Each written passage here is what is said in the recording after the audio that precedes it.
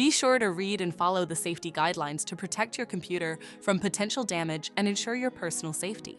For more information about safety guidelines, see the owner's manual at dell.com/support.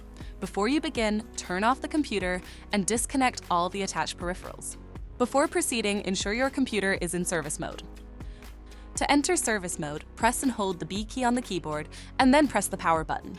Now, the computer will boot up and the owner tag information is displayed on the screen. Press any key to proceed.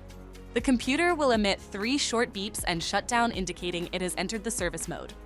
Loosen the captive screws holding the base cover in place. Using a plastic scribe, pry the base cover from the palm rest assembly, starting at the top edge and working your way around to release it from all sides. Now, lift the base cover from the palm rest assembly. If your computer is unable to enter service mode, disconnect the battery cable from the system board.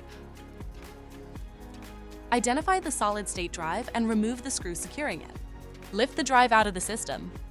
To reinstall the solid-state drive 2280, place it back in the system and install the screw to secure it. If the battery cable was disconnected earlier, make sure to reconnect it to the system board. Next, align the base cover with the palm rest assembly and gently place it into position. Tighten all required screws to secure the base cover in place.